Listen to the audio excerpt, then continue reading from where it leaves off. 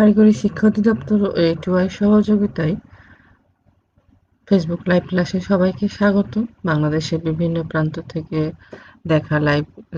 দেখা বৃন্দকে সবাইকে আমি আসসালামু আলাইকুম জানাই। ডিপ্লোমা ইন ইঞ্জিনিয়ারিং শিক্ষা কার্যক্রমের কম্পিউটার টেকনোলজির ষষ্ঠ পর্বের সাবজেক্ট মাইক্রোপ্রসেসর অ্যান্ড ইন্টারফেসিং নিয়ে আমি উপস্থিত হয়েছি। Nasrin Akhtar, instructor computer, Rajshahi polytechnic institute. আশা করি আমাকে শুনতে তোমাদের কোনো সমস্যা হচ্ছে না।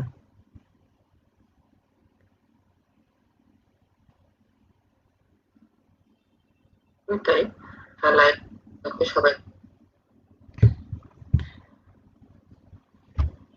আজকে আমরা ডিপ্লোমা ইঞ্জিনিয়ারিং যে ষষ্ঠ পর্বের কম্পিউটার টেকনোলজির ষষ্ঠ পর্বের যে সাবজেক্ট মাইক্রোপ্রসেসর অ্যান্ড ইন্টারফেসিং, এই সাবজেক্টের সবচেয়ে গুরুত্বপূর্ণ পয়েন্ট নিয়ে আমরা আবার আজকে একটু রিভিউ ক্লাস নিব।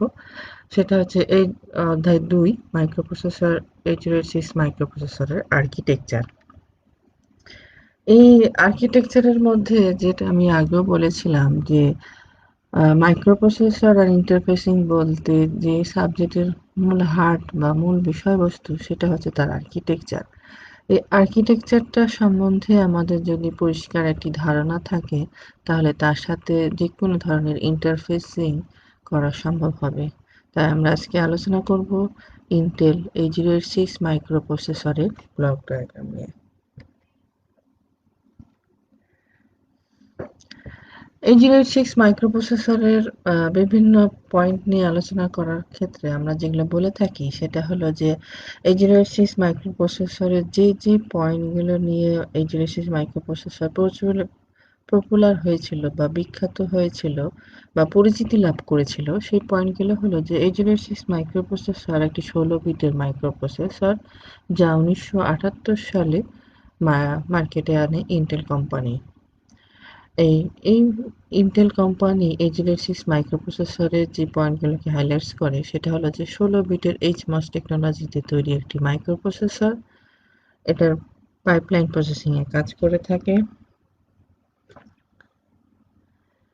এর ইন্টারনাল আর্কিটেকচারকে কাজের সুবিধার্থে দুটো ইউনিটে ভাগ করা হয়েছে। একটা হচ্ছে বাস ইন্টারফেস ইউনিট আর একটা হচ্ছে এক্সিকিউশন ইউনিট। এবং এইখানে কাজগুলোকে দ্রুত করার জন্য 6 বাইটের একটা ইনস্ট্রাকশন কিউ রয়েছে এবং এর ভিতরে যে রেজিস্টার স্ট্রাকচারগুলো ব্যবহার করা হয়েছে সবাই 16 বিটের। এই কম্পোনেন্টগুলো নিয়েই আমরা আলোচনা করব আজকে 8086 মাইক্রোপ্রসেসরের ব্লক ডায়াগ্রাম।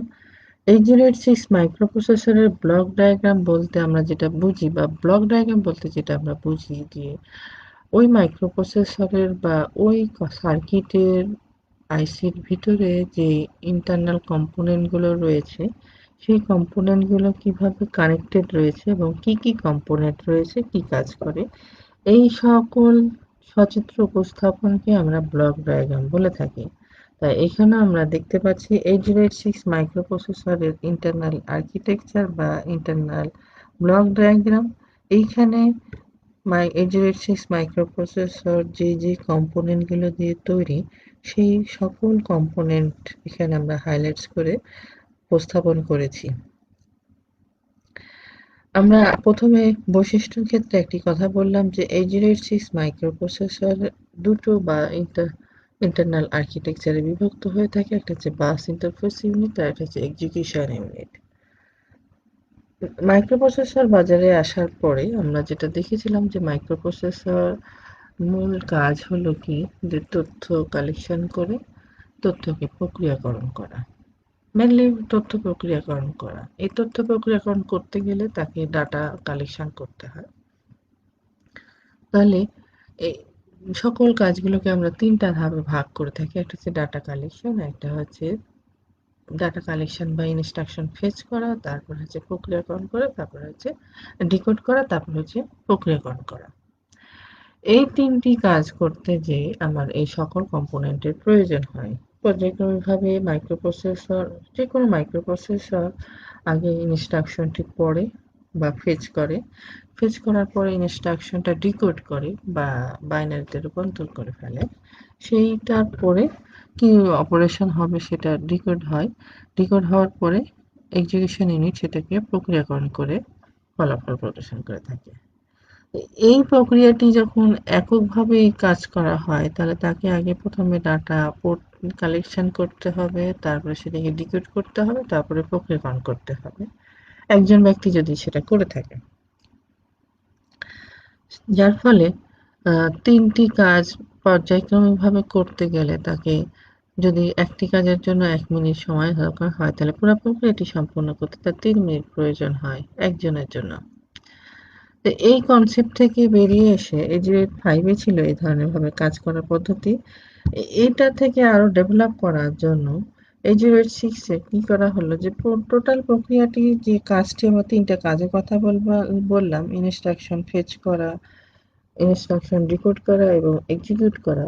এই পুরা প্রক্রিয়াটি কাজ করতে গেলে কি ধরনের কাজ প্রয়োজন হয় সেই অনুযায়ী দেখা গেল যে আমি যদি দুটো ইউনিটে ভাগ করে দিই তাহলে আমার কোনো ইউনিটই বসে থাকবে না এবং প্যারালাল প্রসেসিং বা পাইপলাইন প্রসেসিং এর সম্ভব হবে। আমরা একটু আগে যেটা দেখলাম যে পাইপলাইন প্রসেসিং এ কাজ করে থাকে।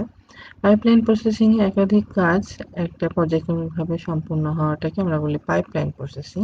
তো সেই করার উদ্দেশ্যেই যে ২ রকম কাজ আমরা এখানে ভাগ করে দিয়েছি। একটা হচ্ছে বাস ইন্টারফেস ইউনিটের একরকম কাজ আর একটা হচ্ছে এক্সিকিউশন ইউনিটের একটি কাজ। ডাটার আদান-প্রদান সম্বলিত যাবতীয় কাজ বাস ইন্টারফেস ইউনিট করে থাকবে। আর এক্সিকিউশন ইউনিট করে থাকবে প্রক্রিয়াকরণের কাজ। অর্থাৎ একজন ডাটা রেডি করে দিবে আরেকজন প্রক্রিয়াকরণ করে ফেলবে। যার ফলে আ কোনো ইউনিটই বসে থাকবে না এবং অনেক সময় সেভ হবে। এটাকে আমরা যদি উদাহরণ দিয়ে বলতে পারি যে যদি একটা প্রতিষ্ঠানে আ একজন মাত্রই নিয়ন্ত্রণ করে থাকে সবকিছু, যার সবকিছু তাহলে ৮ টি ডিপার্টমেন্ট থাকলে সেখানে কি হবে? ৮ টি ডিপার্টমেন্টের স্টুডেন্টই একজনের কাছে যাবে। যার ফলে আ অ্যাক্সেস টাইমটা ৮ টার জন্য অনেক সময় প্রয়োজন হবে। অর্থাৎ ৮ তম ডিপার্টমেন্ট চাইতে তাকে ৮ টা স্লট ওয়েট করতে হবে। এর ফলে আমার কি হচ্ছে আমার কাজ হচ্ছে ঠিকই কিন্তু অনেক সময় লাগছে।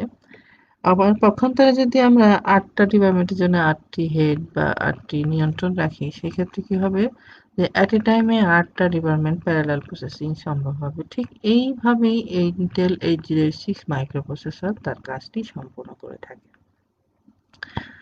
তাহলে বাস ইন্টারফেস ইউনিট যাবতীয় ডাটার আদান-প্রদান সম্পূর্ণ করে রেডি করে এক্সিকিউশন ইউনিটের কাছে দিবে।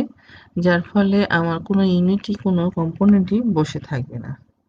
আমরা তাহলে একটু ডিটেইলসে চলে যাই। বাস ইন্টারফেস ইউনিট নিয়ে আমরা প্রথমে আলোচনা করব। বাস ইন্টারফেস ইউনিটের মূল যে কম্পোনেন্টগুলো রয়েছে সেখানে রয়েছে segment register, instruction pointer, address generator adder, bus control logic, instruction queue. এই কম্পোনেন্টগুলো নিয়ে বাস ইন্টারফেস ইউনিট গঠিত হয়েছে। এখন আমরা এখানে মূল কাজটা কি বললাম? মূল কাজটা হলো বাস ইন্টারফেস ইউনিটের যে যাবতীয় ডাটার উপরে যে অপারেশনটি রয়েছে সেই অপারেশনগুলো সম্পন্ন করবে। এখন ডাটা কি অপারেশন হতে পারে? প্রথম কথা হলো যে ইনস্ট্রাকশনটা পড়তে হবে।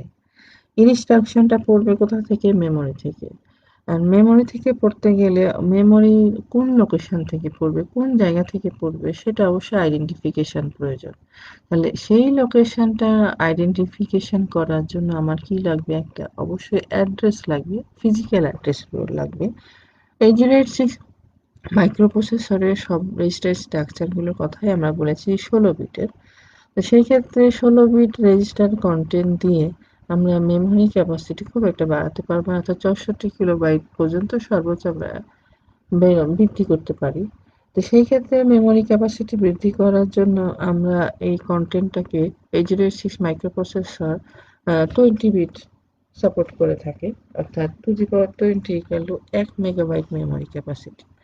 এই 1 মেগাবাইট মেমোরি ক্যাপাসিটি তৈরি করার জন্য আমাদের এই 16 বিটের কন্টেন্টটাকে একটা টেকনিক এপ্লাই করে 20 বিটে রূপান্তর করা হয়ে থাকে। সেই দিয়ে সেই টেকনিকটাকে আমরা বলে থাকি রিয়েল মোড অ্যাড্রেসিং টেকনিক। এই টেকনিকের মাধ্যমে 16 বিটের কন্টেন্টটাকে 20 বিটে রূপান্তর করা হয়ে থাকে।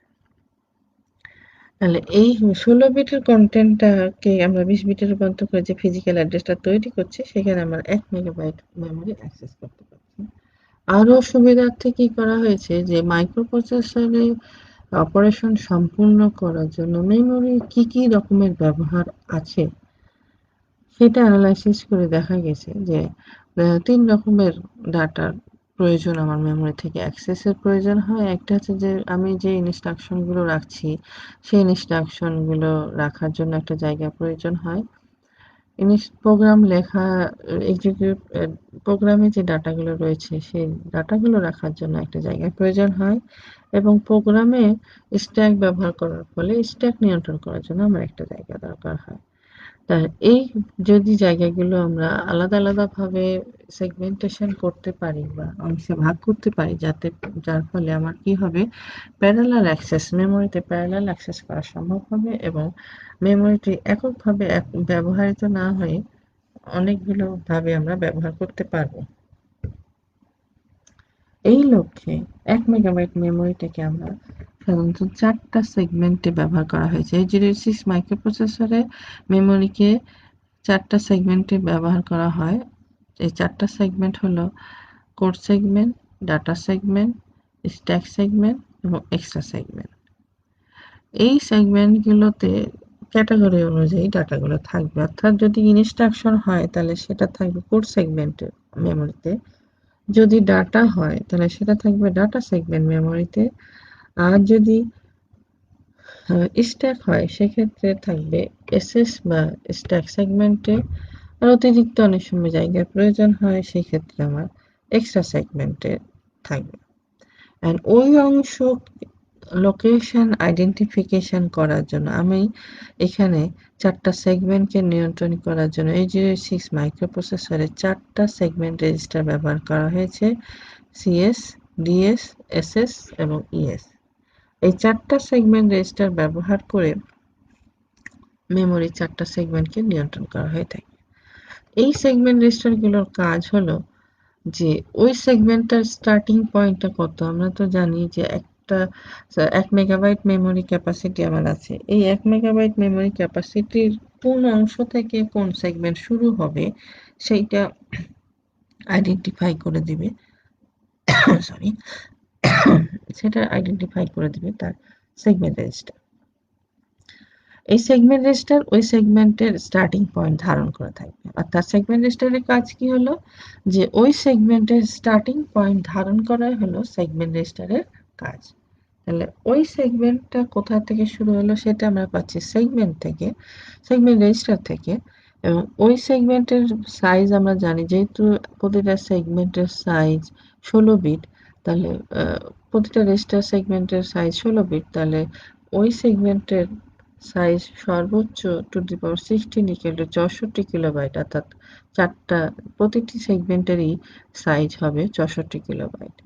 তাহলে ওই স্টার্টিং পয়েন্ট থেকে যে 64 কিলোবাইটের কোন লোকেশনে আমি যাব সেই লোকেশনে রিয়েল মোড টেকনিকে আমাদের দুটো কম্পোনেন্ট ব্যবহার করে থাকি বা ফিজিক্যাল অ্যাড্রেস তৈরি করতে রিয়েল মোড টেকনিকে ফিজিক্যাল অ্যাড্রেস তৈরি করতে দুটো কম্পোনেন্ট ব্যবহার করা হয়ে থাকে।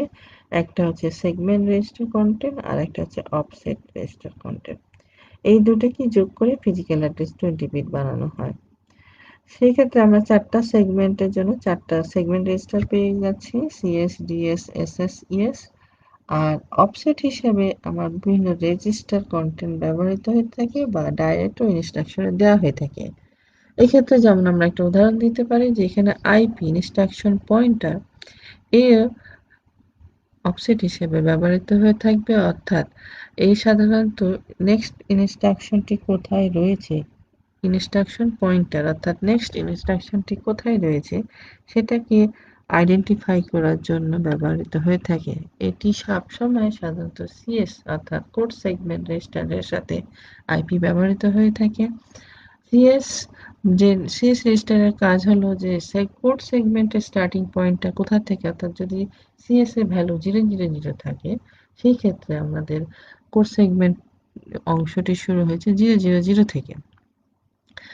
এই সেগমেন্টের যে ৬৫,৫৩৬টা লোকেশন রয়েছে, সেই ৬৫,৫৩৬তম লোকেশনের মধ্যে কোনটি আমার ফিজিক্যাল অ্যাড্রেস সেটি নির্ধারণ করবে আইপি। অর্থাৎ আইপিতে যদি 001 থাকে তাহলে এই ৬৫,৫৩৬টি লোকেশনের মধ্যে ১ নম্বর লোকেশনটি হবে কোড সেগমেন্টের বা নেক্সট ইনস্ট্রাকশনের লোকেশন। আশা করি আমাদের এখানে রিয়েল মোড টেকনিকে কিভাবে অ্যাড্রেসিং করা হয়ে থাকে, কারণ কোন কোন কম্পোনেন্ট ব্যবহার করা হয়ে থাকে সে সম্বন্ধে আইডিয়া পেয়েছো। যে আবার বলি যে সিএস এই 4টা থেকে একটি কন্টেন্ট, তার সাথে একটি অফসেট, এই যে উপরে আমাদের যে অ্যাডার দেখতে পাচ্ছি সাবট্যাগ অ্যাডার, অ্যাড্রেস জেনারেটর অ্যাডার। এই অ্যাড্রেস জেনারেটর অ্যাডারের কাজ হলো এই দুটি কন্টেন্টটাকে যোগ করে 20 বিটের ফিজিক্যাল অ্যাড্রেস তৈরি করা। এই 20 বিটের ফিজিক্যাল অ্যাড্রেস মেমোরি লোকেশনকে আইডেন্টিফাই করবে।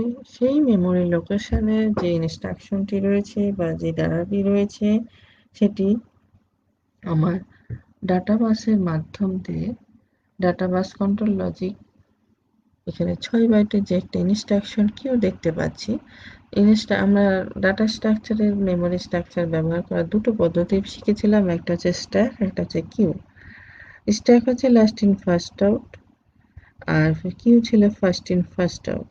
অর্থাৎ মেমোরিতে সর্বপ্রথমে যে ডাটাটি ব্যবহার করা, কিউ এর ক্ষেত্রে মেমোরিতে যে ডাটাটি সর্বপ্রথমে ইনসার্ট করা হয়ে থাকে সেই ডাটাটি সর্বপ্রথম বের করা হয়ে থাকে। এই পদ্ধতি এখানে ব্যবহার করা হয়েছে। এখানে পর্যায়ক্রমিকভাবে 6 বাইটের একটা জায়গা নির্ধারণ করে দেওয়া হয়েছে যে পর্যায়ক্রমিকভাবে 6 বাইট ইনস্ট্রাকশন এখানে পড়ে রাখা হবে।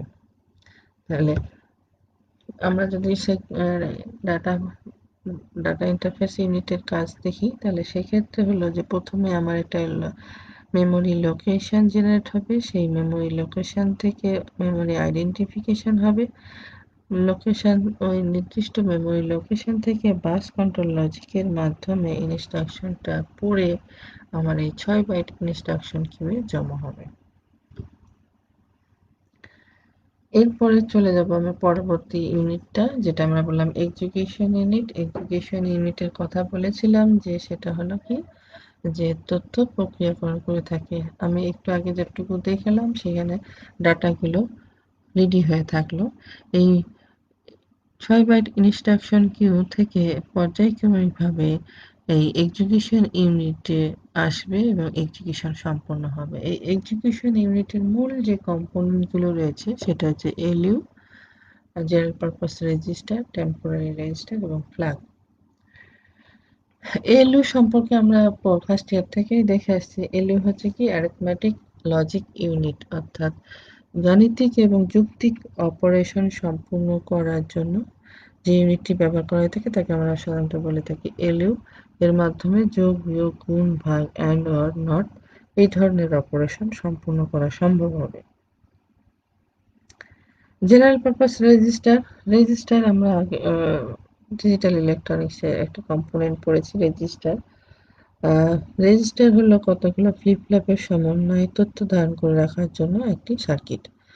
ফ্লিপ ফ্লপ আমরা যদি বলে থাকি যে ডিজিটাল ডাটা সংরক্ষণের মাধ্যম হিসেবে ফ্লিপ ফ্লপ ব্যবহৃত হয়ে থাকে। একটা ফ্লিপ ফ্লপ একটি ডাটা ধারণ করে রাখতে পারে পরবর্তী পালস না আসা পর্যন্ত।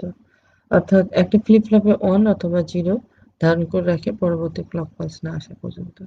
তো এরকম 4টি ফ্লিপ ফ্লপ নিয়ে যখন গঠিত হয় সেটাকে আমরা 4 বিটের রেজিস্টার বলে থাকি। আমরা প্রথমে একটি কথা বলেছিলাম যে 16 বিটের রেজিস্টার স্ট্রাকচার ব্যবহার করা হয়ে থাকে। এই 16 বিটের রেজিস্টার স্ট্রাকচার, অর্থাৎ এখানে যে যতগুলো রেজিস্টার আমরা এখানে দেখতে পাচ্ছি, জেনারেল পারপাস রেজিস্টার যেগুলো কথা বলছি, অর্থাৎ X, BX, CX, DX, SP, BP, SI DI এরা সবাই হলো জেনারেল পারপাস রেজিস্টার। এই জেনারেল পারপাস রেজিস্টারের কাজ হলো 2 রকম। আমরা এই রেজিস্টারগুলোকে আমরা সাধারণত 2 রকম ভাবে ভাগ করে থাকি। এটা হচ্ছে জেনারেল পারপাস রেজিস্টার, একটা ডেডিকেটেড রেজিস্টার। যেই রেজিস্টারগুলোতে সাধারণত আমরা ডাটা ব্যবহার করে রাখি তাদেরকে আমরা বলে থাকি জেনারেল পারপাস রেজিস্টার।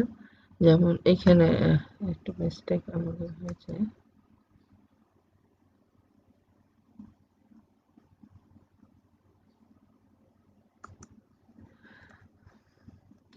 এইটা আমাদের এই রেজিস্টারটার নাম আমরা জানি এক্স,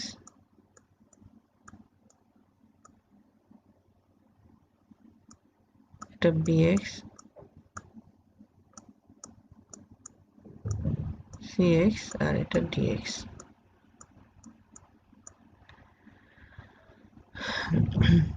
ডাটা রাখার জন্য যে রেজিস্টারগুলোকে আমরা সাধারণত ব্যবহার করে থাকি তাদেরকে আমরা সাধারণত জেনারেল পারপাস রেজিস্টার বলে থাকি।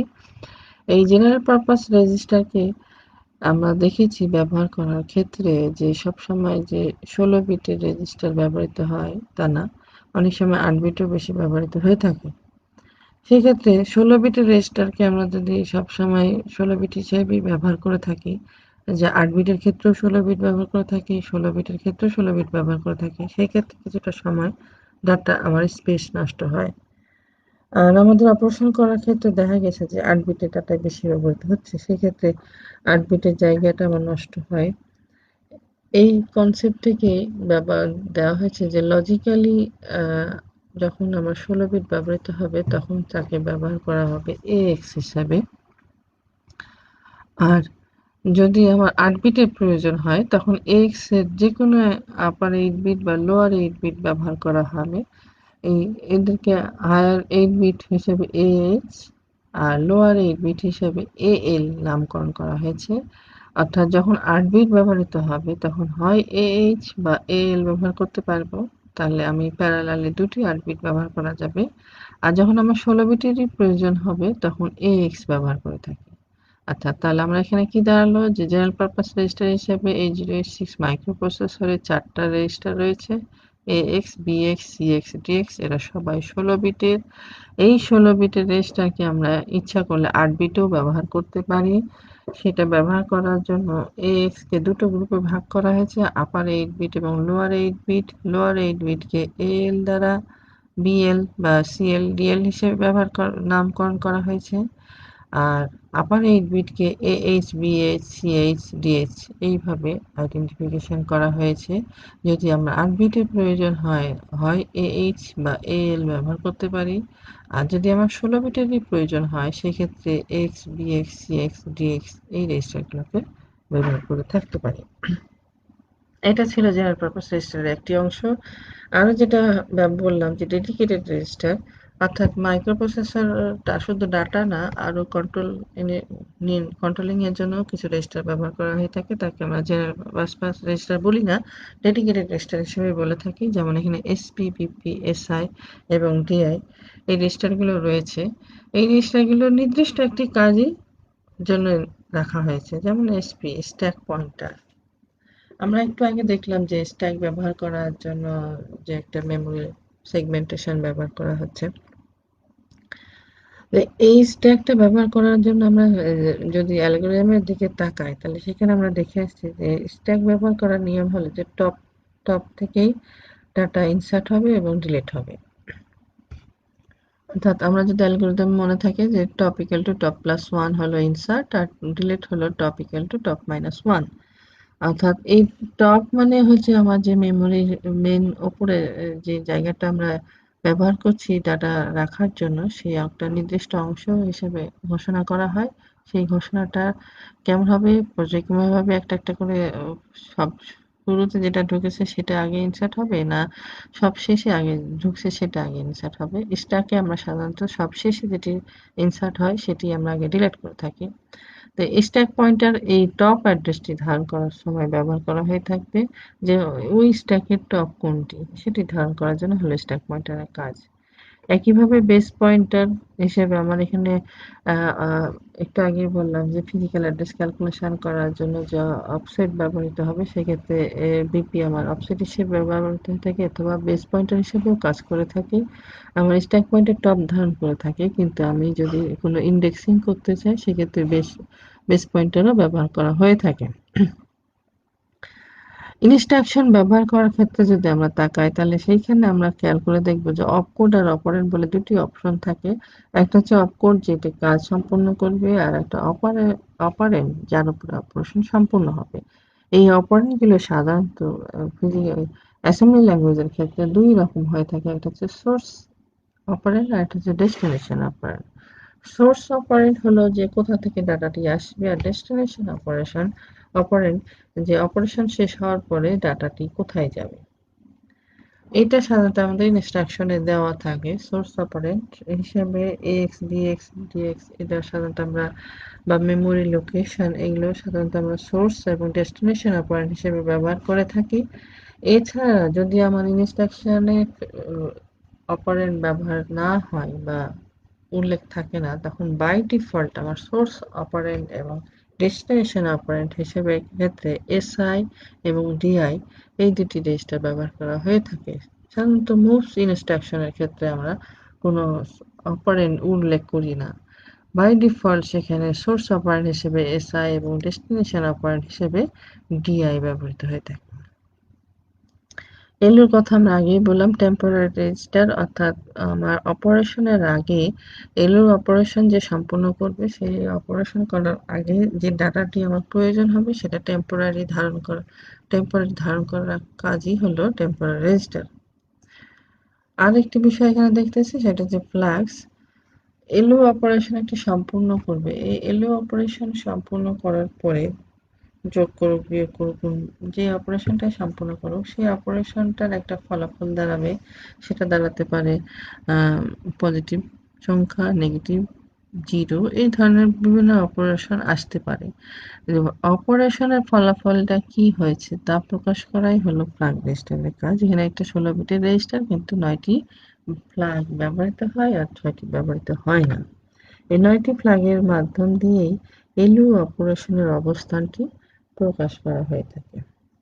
তাহলে এই ছিল এক্সিকিউশন ইউনিট। এখন আমরা যদি পুরাটাই দেখি তাহলে কি দাঁড়াবে, যে প্রথমে আমার স্টার্টিং হবে মেমোরি লোকেশন অর্থাৎ ফিজিক্যাল অ্যাড্রেস জেনারেটরের মাধ্যম দিয়ে 20 বিটের ফিজিক্যাল অ্যাড্রেস জেনারেট হয়ে মেমোরি আইডেন্টিফিকেশন হবে। সেইখান থেকে বাস কন্ট্রোল লজিকের মাধ্যমে আমার ইনস্ট্রাকশনটা পড়ে কিউয়ে স্থানান্তরিত হবে। কিউ থেকে পর্যায়ক্রমিকভাবে এক্সিকিউশন ইউনিটের কাছে স্থানান্তরিত হবে। এক্সিকিউশন ইউনিট এলইউ সহযোগিতায় এবং রেজিস্টারের সহযোগিতায় তার অপারেশন সম্পূর্ণ করে ফলাফল আবার বাসের মাধ্যম দিয়ে ডেস্টিনেশন লোকেশনে চলে যাবে। তাহলে মাইক্রোপ্রসেসর কিভাবে কাজ করছে, কোন কোন কম্পোনেন্ট জড়িত, আশা করি এখন তোমাদের কাছে ক্লিয়ার। পাইপলাইন সম্বন্ধে আমরা একটু বলে আমাদের লেকচারটা শেষ করতে চাচ্ছি। পাইপলাইনের কথা আমরা বলেছিলাম যে একাধিক প্রসেস পর্যায়ক্রমিকভাবে সম্পূর্ণ হওয়াটাকে পাইপলাইন প্রসেসিং বলে থাকে। এখানে কিভাবে কাজ করছে মাইক্রোপ্রসেসর 806, আমরা একটু আগে দেখলাম যে দুটো ইউনিট রাখা হয়েছে, একটা হচ্ছে এক্সিকিউশন ইউনিট, একটা হচ্ছে বাস ইন্টারফেস ইউনিট। বাস ইন্টারফেস ইউনিট ডাটা রেডি করবে আর এক্সিকিউশন ইউনিট সেটাকে প্রক্রিয়াকরণ করবে। তাহলে আমি যদি একটু টাইম ডায়াগ্রামের মাধ্যমে যদি দেখতে চাই তাহলে প্রথম ক্লক পালসে ইনস্ট্রাকশন এই F1 ফেচ 1টি ইনস্ট্রাকশনটি পড়া হবে। দ্বিতীয় ক্লক পালসে এসে প্রথম পড়া ইনস্ট্রাকশনটি এক্সিকিউটে চলে যাবে। ওই সময় দ্বিতীয় ইনস্ট্রাকশনটি পড়া হয়ে যাবে। তৃতীয় ক্লক পালসে এসে দ্বিতীয় ইনস্ট্রাকশনটি এক্সিকিউট হবে আর তৃতীয় ইনস্ট্রাকশনটি পড়া হয়ে যাবে। যার ফলে এক্সিকিউশন ইউনিটও বসে থাকবে না, বাস ইন্টারফেসও ইউনিট বসে থাকবে না, প্যারালালি কাজ করে থাকবে। এই প্রক্রিয়াটাকে আমরা সাধারণত পাইপলাইন প্রসেসিং বলে থাকি এবং 8086 মাইক্রোপ্রসেসর এই পাইপলাইন প্রসেসিং এ কাজ করে থাকে, অপারেশন সম্পূর্ণ করে থাকে। এই বিষয়ে যদি তোমাদের কোনো প্রশ্ন থাকে তাহলে অবশ্যই কমেন্টসের মাধ্যমে জানাতে পারো, আমরা উত্তর দেওয়ার চেষ্টা করব। লাইভ ক্লাসগুলো দেখানোর জন্য আমরা ব্যবহার করে থাকি সাধারণত www.facebook.com/skill.gov.bt, এইখানে আমাদের লাইভ ক্লাসগুলো দেখতে পাবো। এছাড়া অনলাইন টিভিতেও আমাদের এই ক্লাসগুলো দেখা যাবে, আর্কাইভ হিসেবে www আমরা দেখতে পাবো। সবাইকে ধন্যবাদ জানিয়ে আমার ক্লাস শেষ করছি। আশা করি সবাই